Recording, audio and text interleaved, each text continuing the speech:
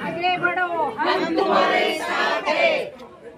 अब कोई आगे चलो, हम तुम्हारे साथ हैं।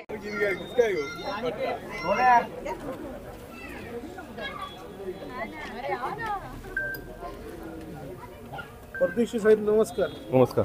आपण प्रभाग क्रमांक 8 मधून नगरसेवक पदासाठी उभे राहतो. काय विजन घेऊन जनतेसमोर चाललेत आपण?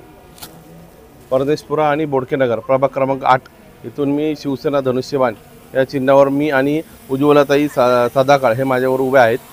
बोडकेनगरमध्ये आणि परदेशपुरात असलेल्या ज्या रोजमर्राच्या सुविधा आहेत त्यांच्यावर काम करण्याची माझी खूप इच्छा आहे. माझे आजोबा जुन्नर नगर परिषद माजी नगराध्यक्ष होते.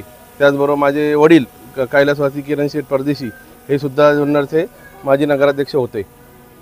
येणाऱ्या काळात बोडकेनगर आणि परदेशपुरात एका महाराणा प्रताप स्पोर्ट्स फाउंडेशनच्या माध्यमातून एक स्टेडियम उभारण्याचा माझा मानस आहे. त्याचबरोबर अंतर्गत रस्ते सिमेंट कॉन्क्रीट करून घेणे, त्याचबरोबर बोडकेनगरमध्ये असलेल्या पाण्याची सुविधा आणि ड्रेनेजच्या सुविधा आहेत. त्याचबरोबर सोसायटीचे इंटरनल रोड असतील, ओपन जिम असेल, त्याचबरोबर गार्डन प्लॉट असेल, यांच्यावर काम करण्यासाठी माझी इच्छा आहे.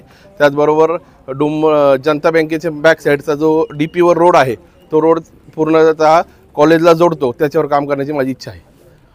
अजून काय पुढे बहुउद्देशीय शिवनेर ज्येष्ठ नागरिक संघाचा जो मागणी आहे की त्यांना एक बहुउद्देशीय इमारत पाहिजे, त्यासाठी आमदार शरददादा सोनवणे यांच्या माध्यमातून मला बहुउद्देशीय इमारत उभी करून द्यायचं काम माझं मानस आहे. प्रचाराची पुढची दिशा कशी राहणार आहे? प्रचाराची पुढची दिशा ज्या पद्धतीने आमचे उमेदवार आहेत नगराध्यक्ष पदाचे काजळे साहेब, ते जसं सांगतील त्याप्रमाणे काम करण्यात येईल. धन्यवाद.